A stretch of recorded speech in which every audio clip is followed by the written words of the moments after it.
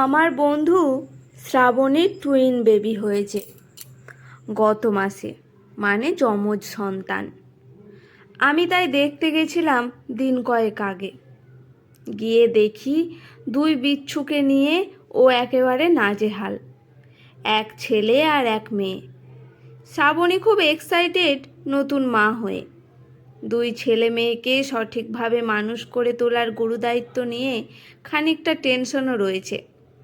কথায় কথায় বলল সেদিন নাকি ওর জেঠু শাশুড়িও আসবেন বাচ্চাদের দেখতে।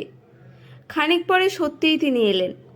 নানা রকম পরামর্শ দিচ্ছিলেন শ্রাবণীকে বাচ্চা মানুষ করা নিয়ে। বারবার বলছিলেন, শোনো বৌমা, তোমার কোলে ভগবান দুই ছেলে মেয়েকে একসাথে দিয়েছেন। দুজনকেই কিন্তু এমনভাবে মানুষ করতে হবে যাতে দুজনেই হয়ে ওঠে স্বাবলম্বী, স্বনির্ভর, বললেন ভদ্রমহিলা শ্রাবণীকে। হ্যাঁ জেঠিমা, নিশ্চয়, আমিও সেটাই চাই। আমার দুই ছেলে মেয়েই যেন নিজের পায়ে দাঁড়ায়। তাই ছেলেকে যেমন পড়াশোনা করে চাকরি পেয়ে স্বাবলম্বী হতে হবে, মেয়েকেও তাই হতে হবে।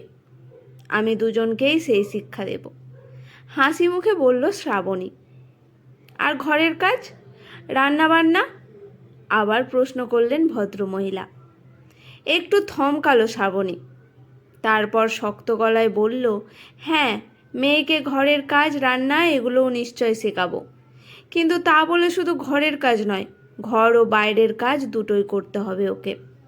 এটাই ছোট থেকে বোঝাবো ওকে। যুগ অনেক পাল্টেছে, আর ওদের সংসার করার সময় আরোই পাল্টে যাবে। তাই মেয়েদের ঘরের কাজ শেখাটাই আসল শিক্ষা, এমন ভাবনা আজকাল অচল। যুগ পাল্টেছে, সব কিছু খুব আধুনিক হয়েছে। সত্যিই কি তাই? তুমিও কি সত্যিই খুব আধুনিকভাবে ভাবতে পারো? তেরছা গলায় প্রশ্ন করলেন এবার শ্রাবণীর জেঠি শাশুড়ি। মানে মানে আর কিছুই নয় বৌমা, তোমরা আজকাল মুখেই বলো আধুনিক হয়েছি, মন থেকে বোধহয় ততটাও হতে পারোনি। এক জায়গায় আটকে আছে তোমাদের ভাবনাটাও। তাই আমি ঘরের কাজের কথা বলতেই তুমি মেয়ের প্রসঙ্গে চলে গেলে। কেন, ছেলেকে ঘরের কাজ শেখাবে না? স্বাবলম্বী তো দুজনকেই হতে হবে, তুমিও বললে। তাই স্বাবলম্বী হবার জন্য মেয়েরা যেমন এখন ঘরের সাথে সাথে বাইরের জগতের কাজেও দক্ষ হচ্ছে, তেমনি ছেলেদেরও পুরোপুরি স্বাবলম্বী হতে হলে তাদের বাইরের সাথে ঘরের কাজও শিখতে হবে, তাই না? মেয়েরা যেমন দুটো পয়সার জন্য আর ঘরের পুরুষের প্রতি নির্ভরশীল হবে না, তেমনি ছেলেরাই বা খাবার বানানো, ঘর গোছানো এসব কাজের জন্য ঘরের বউয়ের প্রতি নির্ভরশীল হবে কেন? আসলে কি বলো তো মা, আজকালকার আধুনিকতাও বড় একপেশে। তোমাদের মতো ইয়ং জেনারেশন মনে করে ছেলে মেয়ে সমান।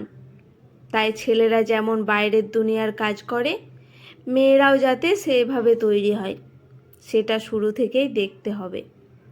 তাই মেয়েদের চাকরি করতে পাঠানোর উপযোগী করে তোলার কথা ভাবো, কিন্তু ছেলেদের ঘরের কাজেও পারদর্শী করে তোলার শিক্ষা দেবার কথা আজও ভাবো না। বাইরের দুনিয়ায় নারী পুরুষ উভয়েই কাঁধে কাঁধ মিলিয়ে কাজ করাটা যেমন জরুরি, তেমনি সংসারের কাজেও ছেলে মেয়ে দুজনেরই সমানভাবে হাতে হাত লাগিয়ে কাজ করাটা প্রয়োজন। উভয় দিকেই যদি ব্যালেন্স বজায় না থাকে, তাহলে ছেলে মেয়ে সব ক্ষেত্রে সমান হবে কি করে? খালি মেয়েরাই ছেলেদের কাজগুলো করবে, কিন্তু ছেলেরা মেয়েদেরগুলো করবে না, এমন চললে কিন্তু কোনো দিনই ওই কি যেন বলে তোমাদের ভাষায়, ইকুয়ালিটি ইকুয়ালিটি বলে তো, হ্যাঁ, ওই ইকুয়ালিটি আসবে না। কি ঠিক বললাম তো? এবার আমার দিকে তাকালেন উনি। আমি ততক্ষণে স্তম্ভিত। সত্যিই কি ভীষণ একপেশে আমাদের আধুনিকতা। আমরা সকলেই ভাবি মেয়ে হলেই তাকে এমনভাবে তৈরি করব যাতে সে কোনো ছেলের থেকে পিছিয়ে না থাকে, কিন্তু ঘরের ছেলে সন্তান এলে কিন্তু ভাবি না যে ওকেও এমনভাবে তৈরি করব যাতে কোনো মেয়ের থেকে পিছিয়ে না থাকে। শ্রাবণীর জেঠি শাশুড়ি যেন এক ধাক্কায় চোখ খুলে দিলেন আমার।